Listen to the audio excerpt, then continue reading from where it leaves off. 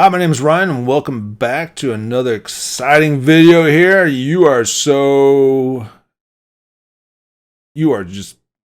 can't believe how committed you are to these videos, especially like if this is more than your first time to watch it. I mean, we're like in a serious relationship with each other.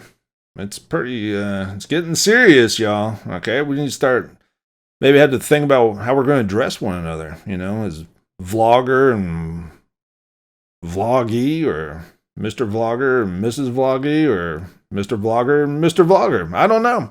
You never can tell what's going to happen on here. But nonetheless, we're going to get into the nitty and gritty. I'm going to start talking about how I came up with the story idea for the book that's going to be published on Black Friday. I hope, knock on wood, unless something happens and new things can happen. There's always, we'll lose electricity. It could be it could be all sorts of crazy crap. I don't even bring it up because I don't want to, spoil anybody's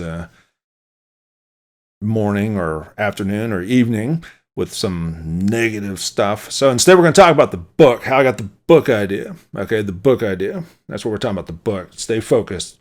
All right. So the book. So the book's called American Christmas Classic, Ride the Bomb to Hell. And the story was, I got the story idea when I was watching the Hallmark Channel. Okay, the Hallmark Channel. I got the idea from the Hallmark Channel. Not initially with the story, but it motivated me because I remember we were watching a Hallmark Channel movie, and I was married at the time. And I'm sitting there watching, it's like, how can people watch this? I know some of y'all probably like it. And I know why people like it. It's predictable. It's kind of like these videos. It's predictable. It's always consistent. I'm wearing the same shirts in the same location. Hopefully the camera angles are the same. The cat's now in part of the show. It's back there somewhere. He's messed with the green screen again, peeking at me around the corner. Okay, so we got some consistency going on here. All right.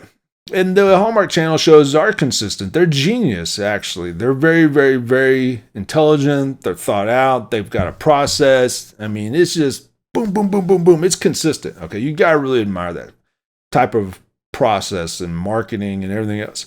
Okay, so, they got this whole system in place. So I got the idea when I was watching this. I was like, this is horrible. It's like, who can stand watching this? It's like, this isn't exciting for someone like me. Okay, not for other people. Other people can go and love watching those shows. I have friends and they enjoy watching them. Now, most of my friends that watch those are women, which is fine. And that's kind of also the mentality too. I was like, man, I want a story for, people that like Christmas adventures. Now, women can like Christmas adventures too. And they should. And that's why I wanted to write. I was like, man, I want to make a Christmas adventure that's totally off the chains, out of control, and just super fun, okay? Just super big time fun. And we had an Elf on the Shelf for the kids at the time. And if you don't know about Elf on the Shelf, those things are a complete and total pain in the butt, okay? If your kids are listening to this, I'm sorry that they had to hear that, okay? Or if you're one of those people that you got the Elf on the Shelf tattoo around your arm and you're like, ooh, yeah, like you count down on your calendar when you get to start doing Elf on the Shelf. I apologize to you for bad mouthing Elf on the Shelf, but I'm not sorry. I'll just apologize. Okay. An Elf on the Shelf is a total pain and it's expensive. What the freaking elf costs like 40, 50, 60 bucks and it comes with everything underneath the sun. And, it's just crazy, right? Like it just blew my mind away. Like the kids can't touch it. They couldn't even touch the elf. Like, what's the point? Like, its magic goes away? Like, if anything, by not touching it, they avoid getting some sort of carcinogen from the plastics they use in that thing and might cause, like, some sort of, skin rash or lead to cancer or whatever, okay? I don't know. You hear all sorts of crazy crap about plastic and kids. And maybe we're avoiding that by not touching the elf.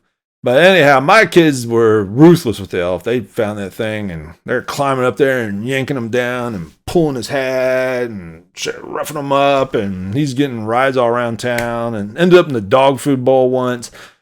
So, yeah, that was my story with the Elf on the Shelf. And that was kind of like my thought process behind the book. I was like, oh, I'm gonna write a book. I'm gonna call it Elf on the Shelf and Me. I'm gonna write a story about the elf on the shelf and how we go on crazy adventures and we're going out to sports bars and parties and having fun and all this kind of cool stuff.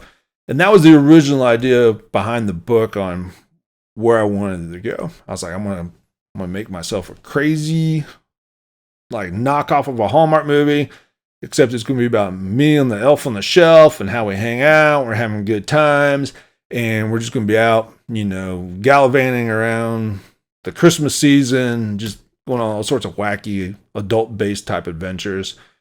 And that was where we started moving forward. Okay, so I'll leave it at that because there's going to be a few other videos following up with this on how the story evolved. Okay, so the original idea was Elf on the Shelf and Me, blatant copyright infringement. At the time, I didn't know that because I didn't care, but it seemed like a lot of fun. And then it just kind of evolved from there, and we'll get to that in another video. So thanks for watching. Like and subscribe, and let's see if I can pull off turning the video with my phone. I meant my watch. Yeah, that's what I meant, my watch. And here we go. 3, 2, 1.